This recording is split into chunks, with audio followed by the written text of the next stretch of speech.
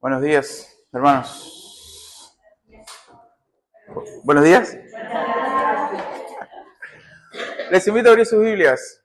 Vamos a seguir con el estudio de la carta de Pablo a los Filipenses. Hoy nos toca capítulo 2, comenzar el capítulo 2, versículos 1 al 4, lo que vamos a estar meditando hoy. Vamos a hacer un pequeño repaso. ¿Recuerdan en los primeros versículos? Pablo va a saludar a la iglesia, sí, que lo vimos por medio del pastor Diego. Y recuerdan ese saludo, tenía un concepto teológico.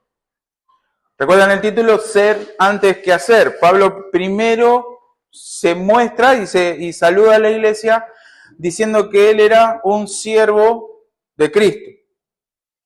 Y le muestra a la iglesia de Filipo lo que primero son en Cristo, son siervos y están apartados, son santos para Dios. Y recibimos la gracia y la paz de Dios por medio de nuestro Señor Jesucristo. Ese es el saludo de Pablo a la iglesia.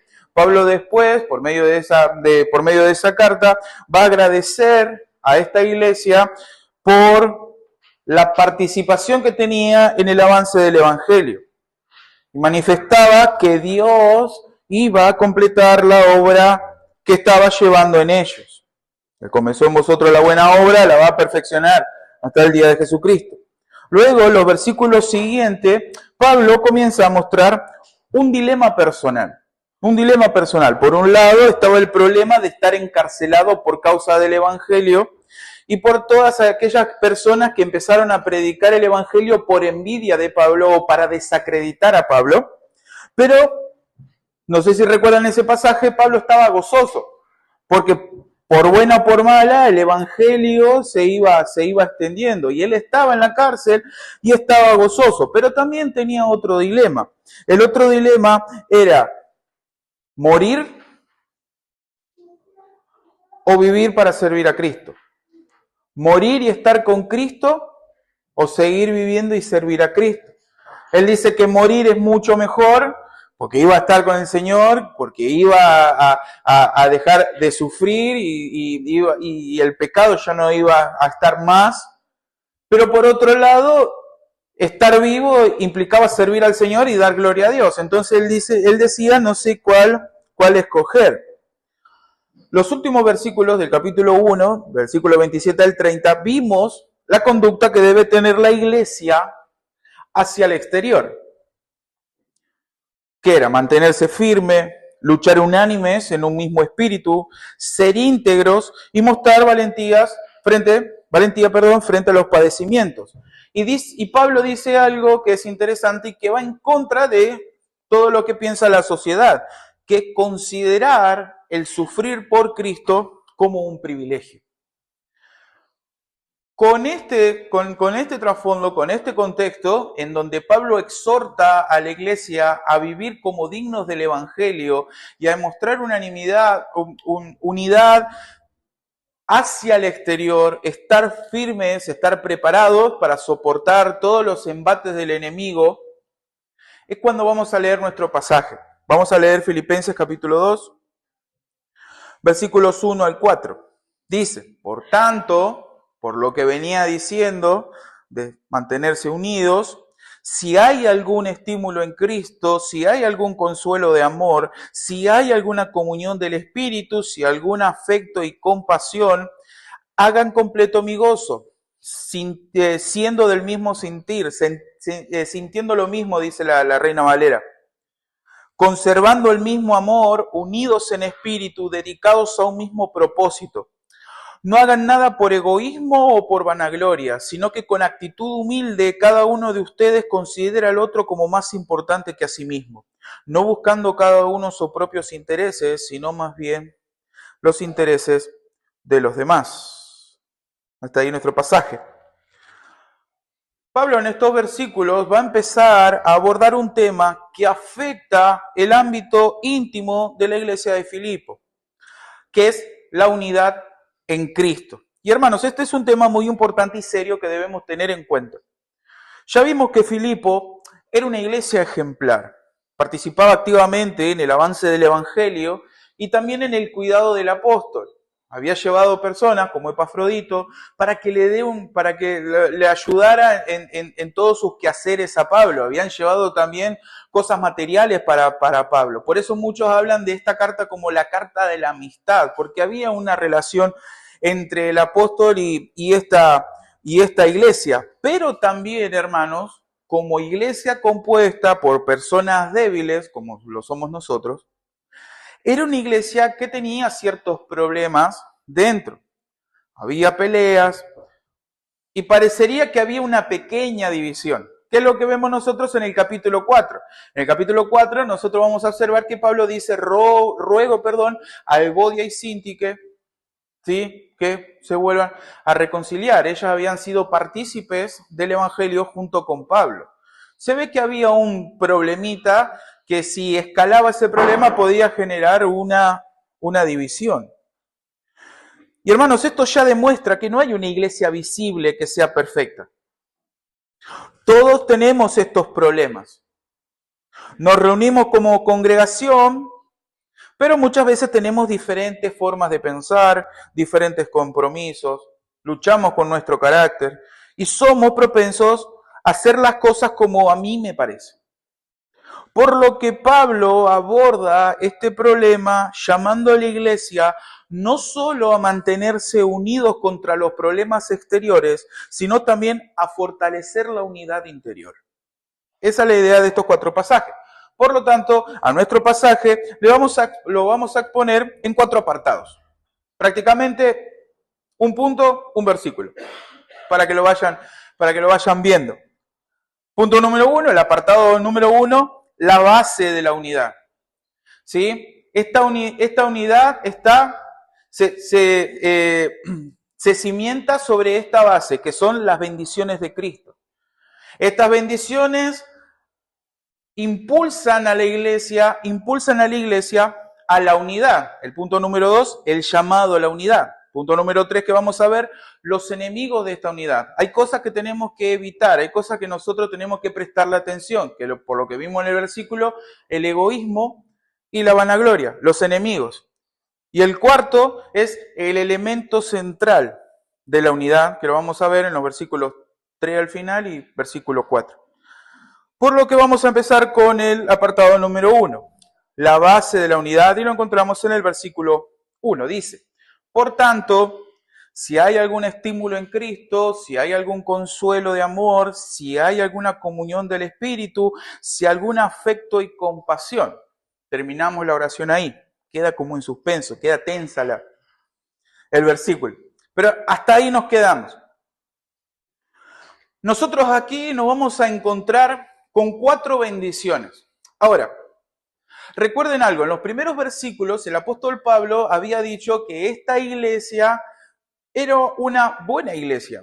Era una iglesia de siervos, era una iglesia que estaba apartada, que era santa, y era una iglesia que crecía y predicaba el Evangelio y era partícipe en el avance del Evangelio junto con Pablo. Ahora, esta palabra donde dice si hay algún estímulo, si hay algún consuelo de amor, si hay, no es que Pablo está poniendo en duda.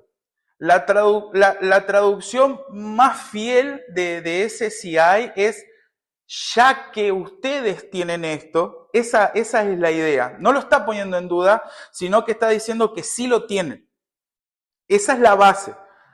Cada cristiano disfruta de estas bendiciones. Lo interesante de estas bendiciones es que solamente se disfrutan si están en Cristo. Por eso el versículo 1 dice, si hay algún estímulo en Cristo. Si hay algún estímulo en Cristo. Y ahí es donde empieza y en este versículo podemos observar 4 bendiciones que nosotros experimentamos y que la iglesia y que Pablo les hace recordar a esta iglesia de Filipos respecto a estas bendiciones que tenían. La primera bendición que motiva la unidad es la consolación en Cristo.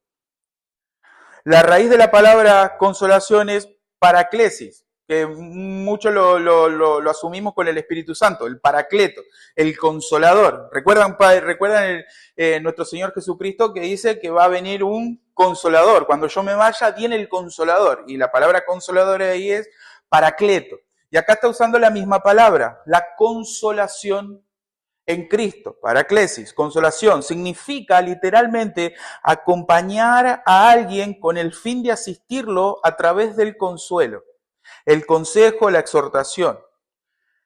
Es un alentador, es una persona que está al lado. No es un ánimo que nazca del ser humano, sino que es una bendición que proviene de Cristo, pero opera dentro del creyente por medio del Espíritu Santo. ¿Quién es nuestra fuente de consuelo? Es nuestro Señor Jesucristo. Él es nuestra fuente de consuelo. Él es el gran sacerdote que sabe y entiende lo que nos pasa a cada uno de nosotros.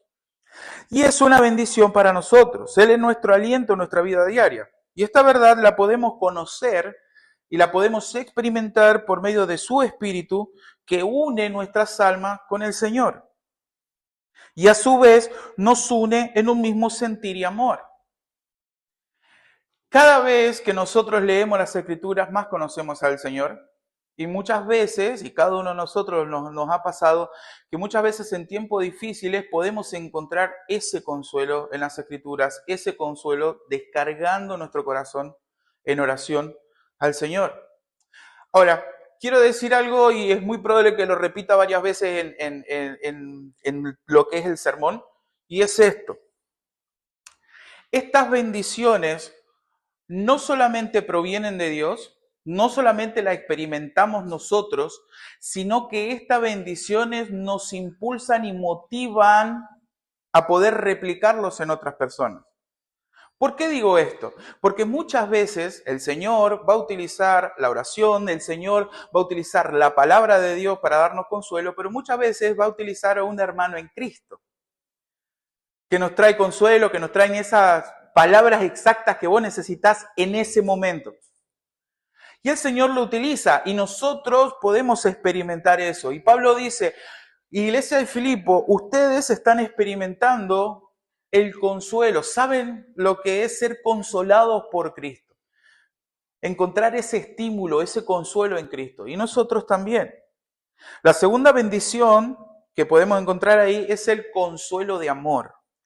El consuelo de amor, que es la acción del Señor acercándose con ternura, a susurrar palabras de aliento al oído del creyente. El significado literal de la palabra consuelo está muy relacionado a la palabra antes, la consolación o paraclesis. Aunque es una palabra diferente, la idea de esta otra palabra no es solamente que está al lado tuyo para animarte, no es que está al lado tuyo para levantarte cuando te caes o abrazarte cuando estás mal, sino que también no solamente está al lado tuyo, sino que también te habla con ternura, te habla con amor, fortalece el alma. Esa es la idea.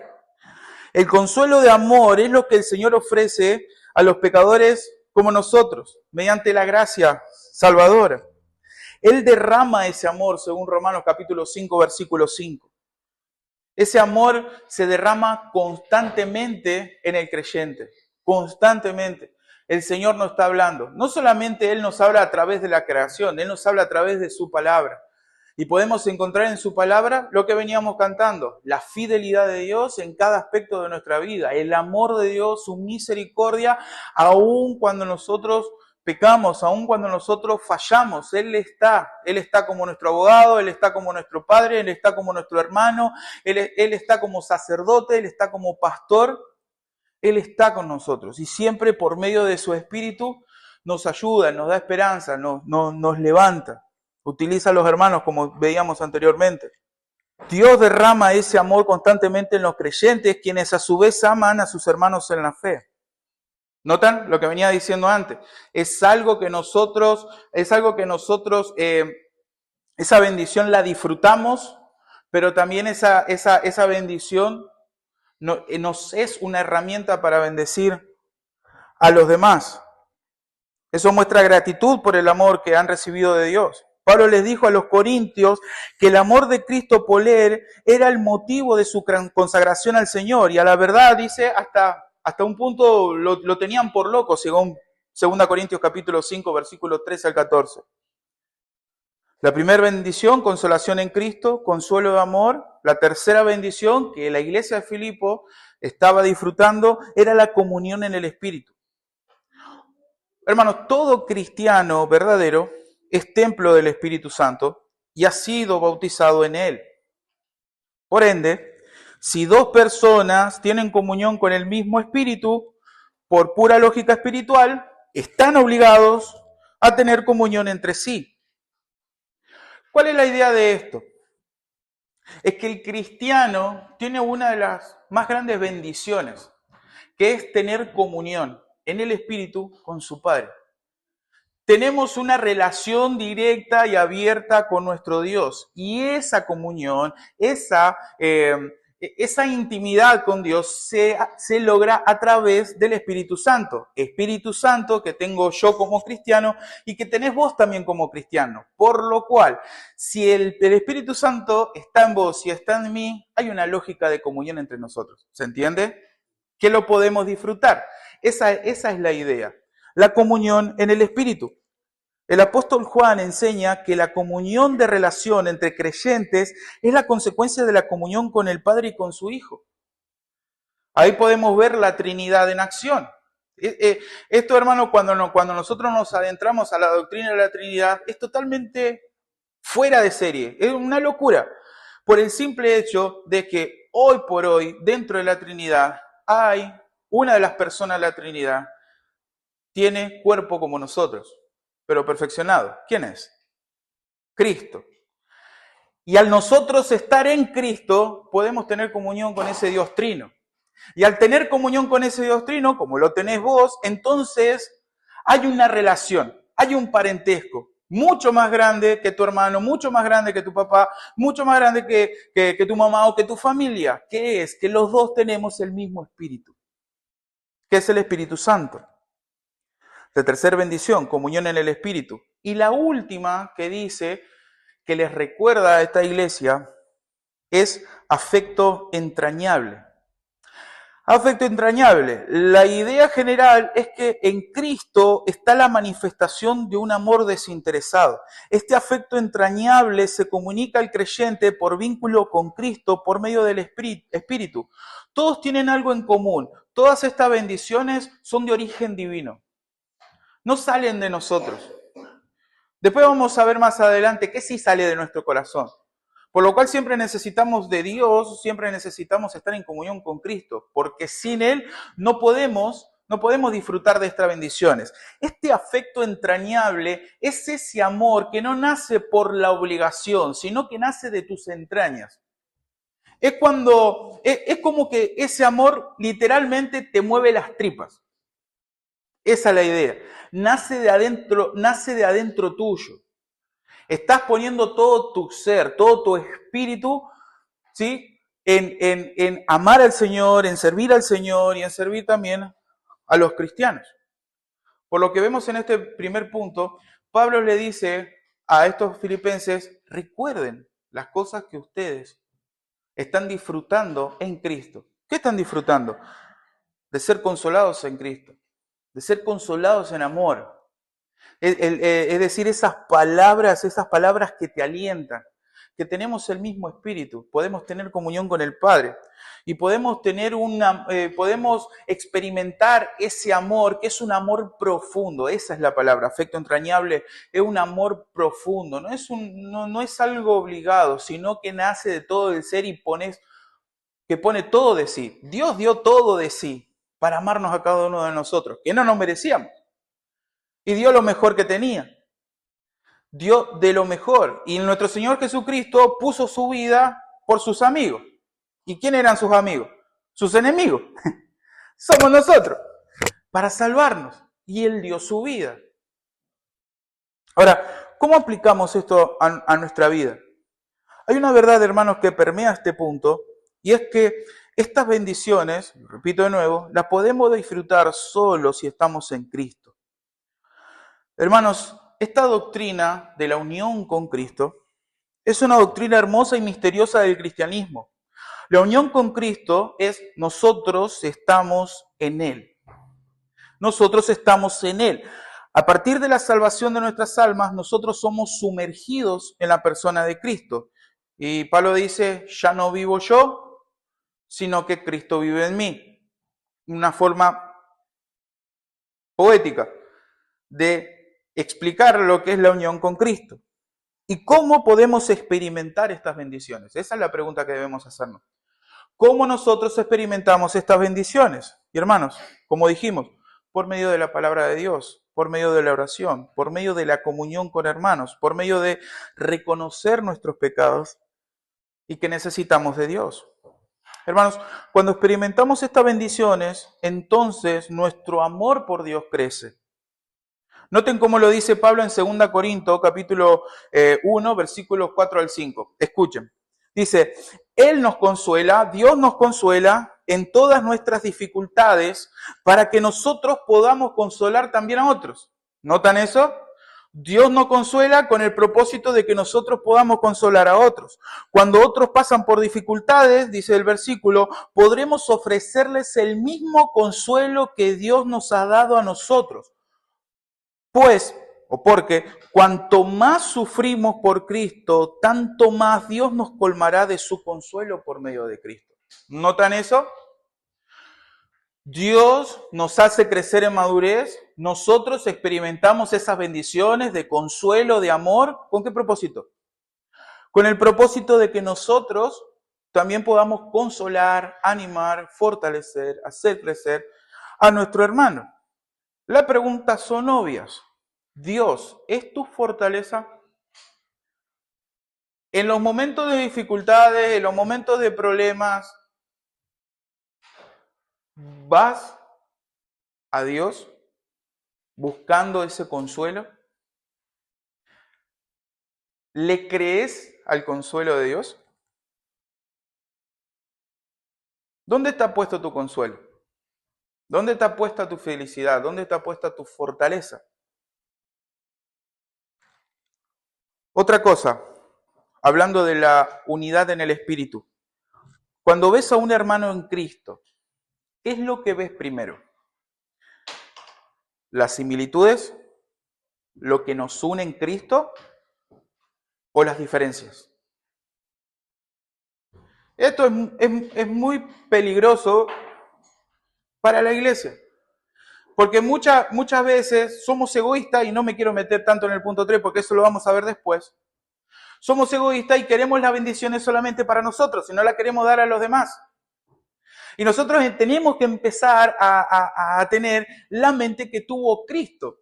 En el sentido de que si tenés un hermano en Cristo, y es muy probable que hayan diferencias, es muy probable que haya cosas secundarias que no vamos a estar de acuerdo. Pero si esa persona ha depositado su fe en Cristo, es un hermano en Cristo tal como yo, tal como vos. Y nos une Cristo. Es interesante porque hay un escritor, y me estoy acordando ahora, hay un escritor que dice que si yo viera a mi hermano, ese que no lo quiero, ese que me resulta difícil, que no lo puedo tragar, si yo lo viera en la perfección que va a tener cuando venga Cristo, es muy probable que ahora lo quiera adorar. Y si bien está exagerando, porque es obvio que adorar a un hombre está mal, si bien está exagerando, el punto es este: ver a mi hermano como lo ve Dios, en su palabra. Y ese hermano tiene pecados como yo, ese hermano tiene dificultades como yo, pero ese hermano tiene el mismo espíritu, el mismo Señor, el mismo bautismo, el mismo Dios y Padre, como dice 1 Corintios. Somos iguales. Ahora, estas bendiciones afectan mi acción, afectan lo que yo hago. Y este es el segundo punto, la unidad, el llamado a la unidad. Versículo 2 dice, hagan completo mi gozo, siendo del mismo sentir, conservando el mismo amor, unidos en espíritu, dedicados a un mismo propósito. No sé si notan algo interesante, que es lo que venimos hablando. El primer versículo dice, ustedes tienen esta bendición, espíritu, amor, consuelo, afecto y compasión. Por lo cual, ¿qué tienen que hacer ellos? Tener el mismo sentir, el mismo amor el mismo espíritu, dedicados al mismo propósito. ¿Notan? Lo que yo recibo de Dios, lo tengo que demostrar a los demás. Esa es la idea. Y redundo en eso porque es lo que redunda Pablo. El punto 2. Vamos a notar algo. En primer lugar, ya que ustedes disfrutan de todas estas bendiciones en Cristo, entonces Pablo dice, hagan completo mi gozo. La idea de esto, Pablo diciendo, háganme explotar de felicidad. Esa es la idea. Y Pablo no estaba en Cancún, no estaba en una playa, no estaba haciendo un asadito. Estaba en la cárcel. Estaba en la cárcel. Y Pablo, a pesar de estar encarcelado, no condiciona su felicidad a su liberación física, sino que él condiciona su felicidad a la resolución de los conflictos y la armonía interna de la iglesia de Filipo. Tenemos mucho que aprender solamente en esta frase de Pablo, porque esto ya es una aplicación práctica para nosotros. ¿Cómo reaccionamos nosotros ante un desacuerdo? ¿Cómo reaccionamos nosotros ante una pelea? No solamente ante una pelea entre yo y otro hermano, sino en una pelea dentro de la iglesia, que no estoy involucrado yo. ¿Cómo reaccionamos? Según Pablo, debería dolernos cuando eso pasa dentro del cuerpo local de Cristo. Porque si hay una herida dentro de la iglesia y nosotros como iglesia somos el cuerpo de Cristo, entonces si hay una herida, todos nos deberíamos doler. No es que te cortás la mano y todo el cuerpo dice, ya fue, sino que el cuerpo, ante la herida, ¿qué hace? Reacciona. Debería dolernos, no deberíamos ser indiferentes, mucho menos alegrarnos. Bueno, eso ya es peor. Mucho menos alegrarnos, porque eso pase. Y por otro lado, deberíamos, como el apóstol, buscar solucionar estas dificultades y procurar la paz, la unidad. Hermanos, los problemas que pasan dentro de la iglesia, muchas veces se lo dejamos que lo arreglen los pastores y los líderes. Y según este pasaje, es un llamado a todos y a cada uno de nosotros. A cada uno de nosotros. A mantener y fortalecer la unidad. ¿Por qué? Hermanos, cuando hay unidad dentro de la iglesia, según este pasaje, hay gozo. Cuando hay unidad dentro de la iglesia, hay gozo. Ahora, Pablo hace un llamado a la iglesia de Filipo a la unidad, pero, hermanos, ¿unidad en qué sentido? Y él lo va a explicar. Primero, un mismo sentir. Segundo, un mismo amor. Tercero, un mismo espíritu. Cuarto, un mismo propósito. Esas son las 4 cosas. 4 puntos en el versículo 1, 4 en el versículo 2, que se complementan entre ellos. Un mismo sentir. ¿Qué significa? Esta palabra también la vamos a ver un poco más adelante cuando Pablo dice, haya pues en vosotros este sentir que hubo también en Cristo. ¿Qué es esto? Es que todos tenemos que coincidir emocionalmente. Y la respuesta es no. No es una coincidencia emocional, sino una misma forma de pensar. El original del mismo sentir es poner la mente en. Eso es, en el original, poner la mente en. Aunque existen, hermanos, libertades en cuestiones secundarias y hay opiniones personales, que es muy probable que cada uno de nosotros sean diferentes, la iglesia debe alinearse y pensar igual en los aspectos doctrinales y ministeriales fundamentales. Y más aún, debe tener el mismo entendimiento en cuanto a cómo vivir esas doctrinas que profesa creer. Si bien todos los comentaristas están de acuerdo que este mismo sentir no va directamente a lo que pensamos nosotros de la Biblia, que eso ya lo tenemos que tener descartado, sí la idea de este mismo sentir es que cada uno de nosotros debe poner su esfuerzo en tener el mismo entendimiento de cómo solucionar o cómo practicar las verdades de las Escrituras. Y se lo explico con varios ejemplos. En 2 Corintios Primera Corintios capítulo 1, versículo 10, el apóstol Pablo a esta iglesia bastante peculiar, con muchísimos problemas, dice esto: amados hermanos, les ruego por la autoridad de nuestro Señor Jesucristo que vivan en armonía los unos con los otros, que no haya divisiones en la iglesia, dice. Por lo contrario, sean todos del mismo parecer o del mismo sentir, unidos en pensamiento y propósito. ¿Notan eso? Pablo se lo está diciendo, no una iglesia perfecta, era una iglesia que tenía muchísimos problemas. Y es más, es muy probable que si nosotros hubiéramos estado en ese tiempo, no sé si nosotros nos atreveríamos a llamarla iglesia. Por todos los problemas que tenía. Tenía divisiones por donde los mires. Ustedes lean primera Corintios y vean todos los problemas que tiene. Pablo, ahí le salieron canas. Seguro. Porque Pablo tiene que renegar con una iglesia que decía, a mí me gusta cómo predica Pablo, a mí me gusta cómo predica Apolo, yo sigo a Pablo, yo sigo a Apolo, yo sigo a Cefas, otros decían, yo sigo a Jesús, como para hacerse los más espirituales. Y Pablo dice, no, hermanos, tienen que ponerse todos en un mismo sentir. ¿Y cuál es ese pensamiento? Es que Pablo, es que Apolo, es que Cefas, ¿qué son? Siervos de Cristo. Son siervos de Cristo. Después otros problemas, la cena del Señor. Estaban los ricos que se llevaban el costillar, que tenían todo, y estaba el hermano pobre que no llevaba nada. Cuando llegaban a participar de la cena del Señor, los ricos ya estaban borrachos, ya estaban en su fiesta, y los pobres, y las personas pobres, estaban enojados con ellos. ¿Y Pablo qué tiene que hacer? Tengan un mismo pensamiento. ¿Y cuál es ese pensamiento? Las Escrituras. ¿Qué es la cena del Señor?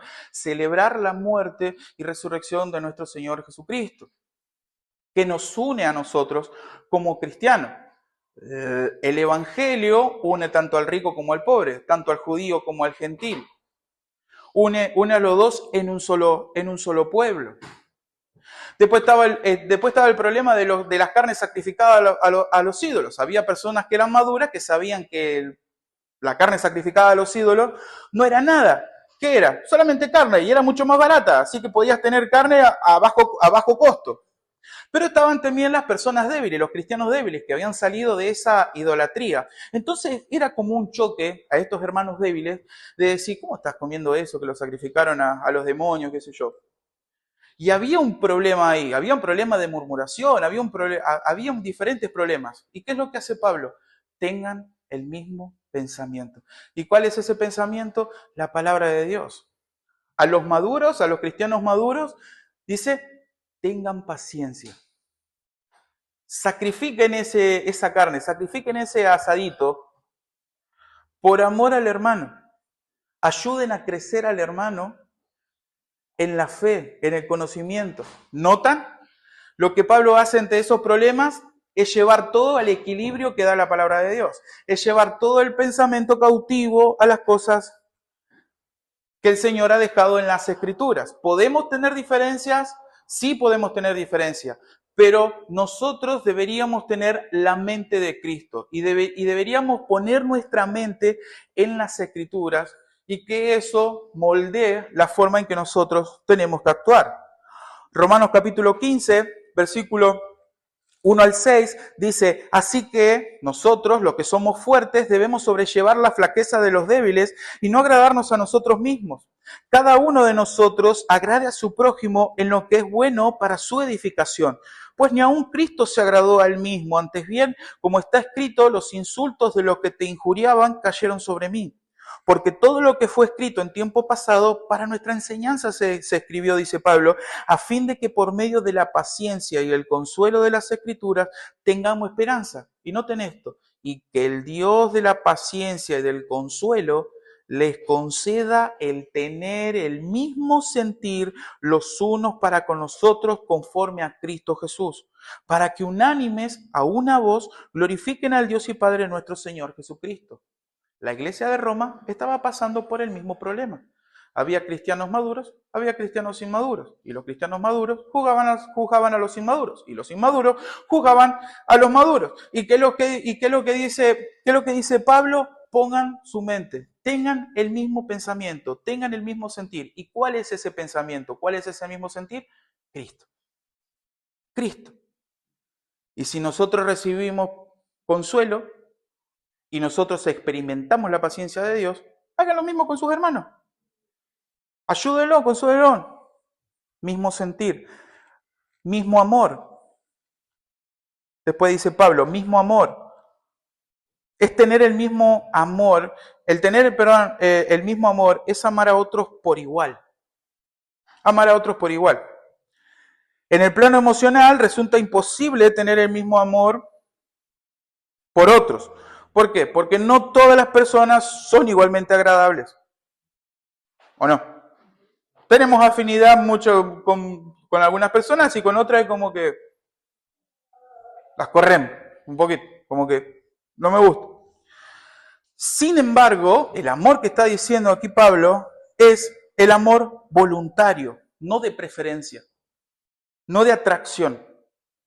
Se basa en un elemento intencional y consciente de procurar el bienestar de un hermano en Cristo, en este caso. El verdadero amor, el que se refiere aquí el apóstol, es un amor que entrega, que se entrega buscando el bien del otro. Imagínense que cada uno de nosotros voluntariamente amáramos al otro hermano dentro de la iglesia como Cristo nos amó a nosotros.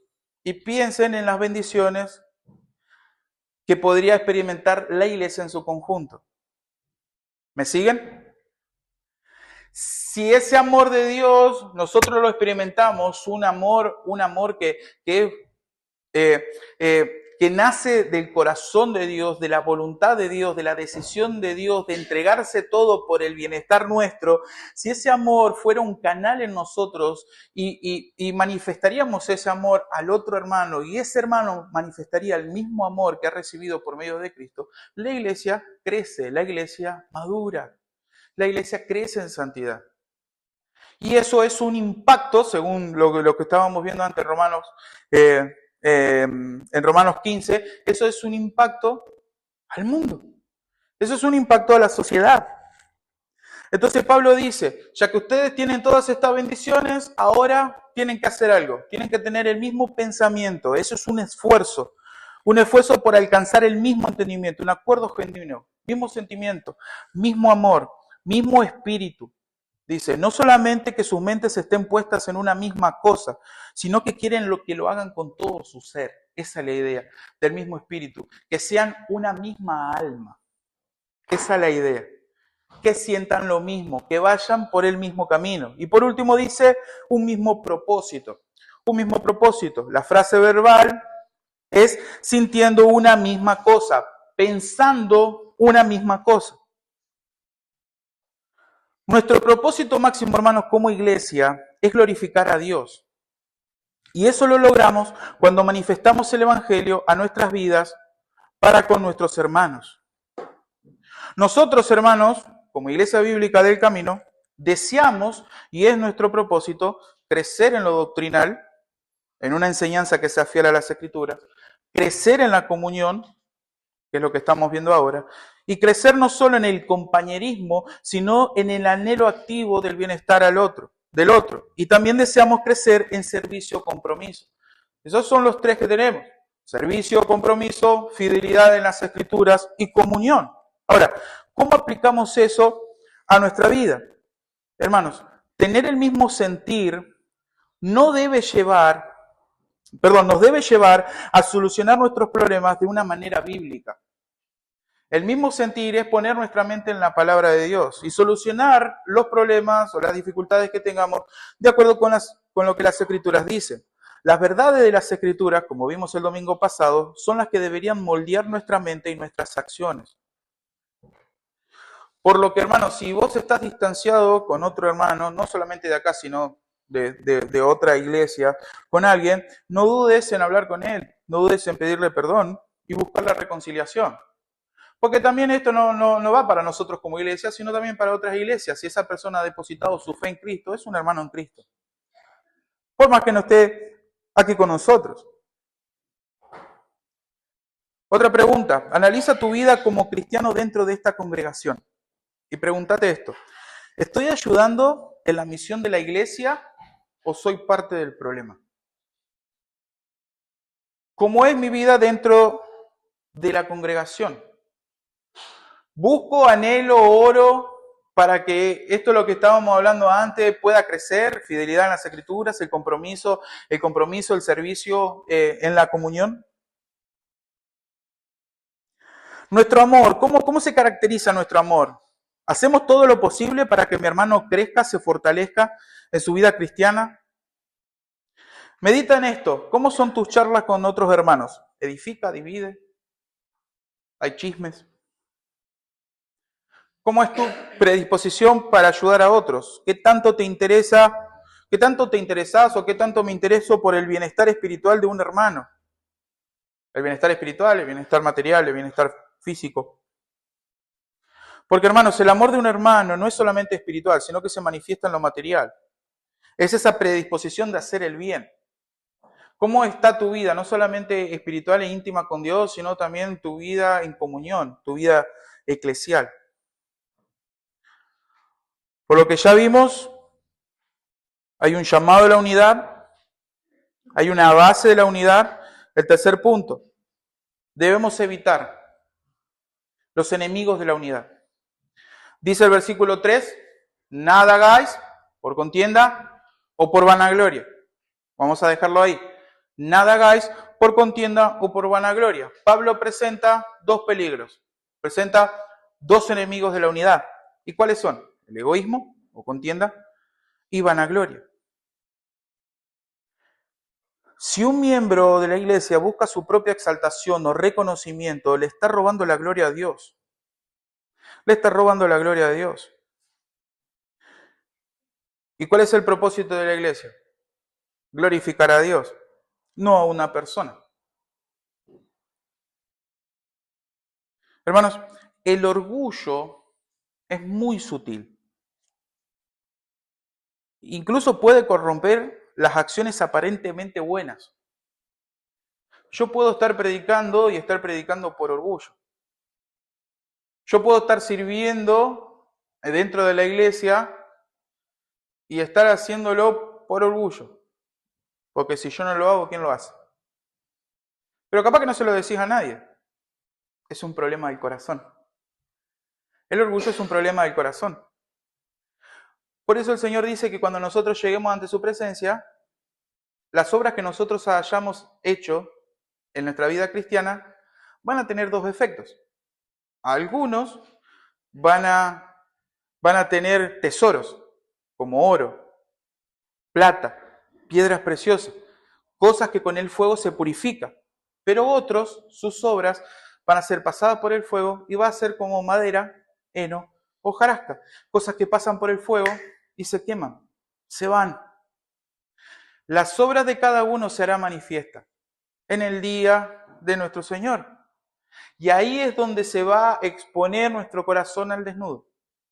¿Por qué hicimos lo que hicimos? ¿Por qué servimos al Señor? ¿O servimos al Señor? ¿O lo hacemos porque es obligación? No solamente obligación, lo hacemos porque así me lo enseñaron, lo hacemos porque yo soy el mejor de todos, lo hacemos porque sin mí no lo pueden hacer. Hermanos, debemos entender esto, que el egoísmo es la raíz de todo pecado. Es la raíz de todo pecado. Las obras hechas por rivalidad entre hermanos deben cesar. El orgullo llevó a un ángel hermoso caer del cielo. El orgullo llevó a que Adán y Eva sean expulsados del huerto y que la maldición caiga sobre todo el mundo. Es ese espíritu de ejercer un partidismo, ese espíritu de decir, bueno, yo lo hago mejor que el resto y empezar a dividir la iglesia. Y no solamente egoísmo, sino vanagloria, que son dos cosas medianamente diferentes. MacArthur lo explica de una manera espectacular. Dice, mientras que las contiendas persiguen metas personales, o sea, mientras que el egoísmo persigue metas personales, la vanagloria busca la gloria personal y el aplauso. Busca eso. Lo primero tiene que ver con los logros personales. Lo último, dice MacArthur, con una imagen propia sobredimensionada. Como es de esperar, dice MacArthur, una persona vanagloriosa siempre piensa que tiene la razón y espera que otros estén de acuerdo con ella. La única unidad que dicha persona busca o valora se centra en ella misma. En esta iglesia hay unidad porque hacen lo que yo quiero. Predica y hace todas las cosas con el fin de que la otra persona le diga, che, qué bien que predicaste, che, qué bien que cantás, che, qué bien que tocas el piano, che, qué bien que haces esto. Oh, mira cómo limpiaste la iglesia y... No, lo hago todo para la gloria de Dios. Hay personas así. Hay personas así. Y es interesante porque Dios lo ve. Es interesante eso, porque Dios lo ve. Hermanos, como aplicación en este punto, tenemos que tener cuidado en querer hacer todas las cosas como nos parece. Estar atacando siempre las decisiones de otros hermanos. El pensar que la iglesia es nuestra. Eso es muy peligroso. Vivimos en una sociedad donde cada uno dice tener la razón. Y más nosotros como los argentinos. Más nosotros como argentinos. Cada uno tiene su verdad. Y la frase que casi siempre se usa es esta. No, la posta es esta. ¿Lo han escuchado? Esta es la verdad. Esto es lo que está pasando. Nosotros como argentinos, eso nos sale del alma porque nuestro corazón es así. Nuestro corazón es pecaminoso. De nuestro corazón salen todas las cosas inmundas, dice Cristo. Dice Cristo. Orgullo, ira, vanagloria. Todo nace de nuestro corazón. Por eso decía que este amor, este consuelo que nosotros podamos darle a otra persona no puede venir de nuestro sentimiento, porque nosotros somos sumamente egoístas. Tiene que venir de una relación con Dios. Sin Cristo nosotros no somos nada. Sin Cristo la iglesia no es nada. A veces puede haber en nuestro corazón ese ánimo de compararnos, envidia, resentimiento por algo que pasó. Y debemos recordar una verdad que es importante dentro de la Biblia. La iglesia no es una fábrica donde competimos por puestos. La iglesia es un cuerpo que se necesita mutuamente y que cada uno tiene una función dada por Dios para su gloria. El versículo 3 dice, nada hagáis por contienda o por vanagloria. Antes bien, con humildad, estimando cada uno a los demás como superiores al mismo. Ese es el elemento central de la unidad. El cuarto punto, la unidad. Hermanos, en el Imperio Romano y en nuestra sociedad, la humildad no es una virtud. Si bien muchas veces la distorsionan en la sociedad, cuando lo ven, no sé, a Messi con una zapatilla, no sé qué, dicen, oh, mira qué humilde. No, eso no es humildad. Para el Imperio Romano, la palabra humildad era ya una palabra despectiva, porque no es poderosa. Era para el Imperio Romano era la condición vergonzosa de los esclavos. El cristianismo cambió totalmente esa palabra. Y es para el cristianismo una virtud necesaria para la unidad en el cuerpo de Cristo.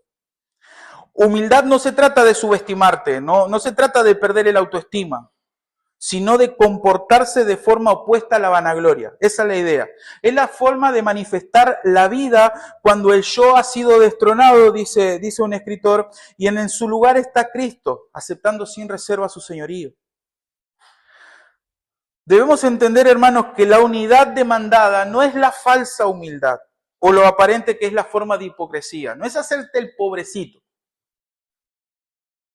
Digo pues, dice Romanos 12:3, por la gracia que me es dada a cada cual que está entre vosotros, que no tenga más alto concepto de sí que el que debe tener, sino que piense de sí con cordura conforme a la medida de fe que Dios repartió a cada uno. El mismo sentir, el mismo pensar. ¿Qué es? La palabra de Dios. Yo no soy más que mi hermano. Yo soy un pecador.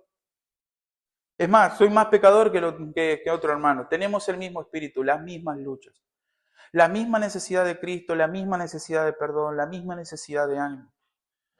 No hay una persona más que la otra. Por eso Pablo dice esto, no tenga más alto concepto de sí que el que debe tener, sino el equilibrado. El que la Escritura nos dice, ¿Nosotros somos pecadores? Sí, pero también somos amados. No te hagas el pobrecito, pero tampoco, no te la creas, no sos la última Coca-Cola del desierto, me decía un pastor. Me encantaba esa frase. No sos la última Coca-Cola del desierto. Es un equilibrio. Es ahí donde tenemos que poner. El equilibrio es la palabra del Señor. La verdadera humildad implica que el creyente no tiene un concepto más alto de sí y exige demostrarlo, estimando cada uno de los demás como superiores al mismo. Noten que no dice que lo sean, no dice que el hermano es más que vos, sino que lo tenés que tratar como si tu hermano fuera más que vos. ¿Se entiende eso? Es una actitud del corazón. El cristiano, como se ha dicho antes, debe pensar de sí con cordura. Rebajarse hasta perder toda su autoestima no es santidad, no es humildad, es pecado. La realidad es que cada uno es en la gracia, ha de ser reconocida. Pablo habla de estimación, que cada uno tenga a los demás como mejores que él mismo. Esto impedirá juzgar despectivamente, hermanos, a los otros para orgullo personal. Hermanos, es evidente que Pablo tiene en mente una visión del prójimo que no es propia del hombre y que resulta en extremo difícil de alcanzar aún para creyentes. Quizás, hermano, la mejor forma en que los creyentes puedan asumir este reto, que parece imposible, es considerar sus propios pecados.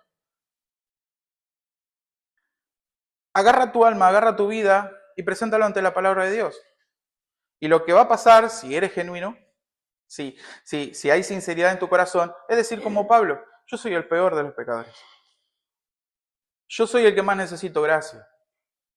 Yo soy el que más necesito perdón. Y si estoy acá, es por la gracia de Dios. Y muchas veces, cuando nosotros, en vez de compararnos con el hermano, nos comparamos con la ley de Dios, con la palabra de Dios, ahí es donde nace la verdadera humildad. Ahí es donde el orgullo desaparece y manifestamos lo que realmente somos nosotros. ¿Y cómo mostramos esa humildad? No es solamente considerando al otro como superiores a vos mismo, sino que dedicándonos a los otros. Hay un problema, nos vemos mucho nosotros. Somos muy ególatras, somos muy egocéntricos. ¿Y cuál es el remedio según este pasaje? Dedicarnos al servicio al otro. Poner la mira en las cosas de arriba, no en la tierra, y esa mirada en las cosas de arriba va a hacer un efecto en nuestra vida. Vamos a empezar a mirar al hermano, porque es lo que Dios hizo. Allá pues en vosotros este sentir que hubo también en Cristo Jesús, el cual, siendo en forma de Dios, no estimó el ser igual a Dios como cosa que aferrarse, sino que se despojó a sí mismo, tomando forma de siervo, hecho semejante a los hombres. Y estando en la condición de hombre, se humilló a sí mismo hasta la muerte, y muerte de cruz. Ese es el pensamiento que debemos tener, y esa es la actitud de humildad. ¿Quién como Dios para recibir toda la gloria? Es el único que tiene que recibir toda la gloria, todo el honor, todo lo que hay debería alabarlo a Él, pero Él dejó de lado esa gloria y se vistió de hombre, humilde. Y eso es lo que debemos hacer nosotros. Él nos amó y se entregó. Y nosotros, ¿qué debemos hacer? Lo mismo, dedicarnos a los otros. Esto requiere, hermanos, pasar tiempo con los hermanos para conocer cuáles son las verdaderas necesidades. ¿Cómo puedo servir al otro hermano si yo no sé qué está pasando? ¿Cuáles son sus problemas? ¿Cuáles son sus necesidades? Hermanos, lo que Pablo se refiere aquí es que no debemos dar lo que sobra a los hermanos. Debe ser nuestra intención principal ayudarlos. Nuestra primera opción, tanto en lo espiritual como material, como en el tiempo. Ser siervo de los demás. ¿Cómo aplicamos esto? Ya finalizando. ¿Cómo podemos vencer la tentación de poner nuestros derechos por encima de los demás? ¿Cómo logramos esto? Dietrich Bonhoeffer, un alemán, ofrece varios principios para erradicar el egoísmo de las comunidades cristianas. En un libro de Dietrich Bonhoeffer dice que los cristianos deberían, y noten esto lo que dice este escritor, este precioso escritor. Primero, refrenar la lengua y negarse a hablar de forma poco caritativa con otros cristianos. Cultivar esa humildad que proviene de entender que uno es el mayor de los pecadores y que si puedes vivir delante de Dios es exclusivamente por su gracia. Tercero, escuchar con paciencia y el tiempo que haga falta a los hermanos para poder entender sus necesidades.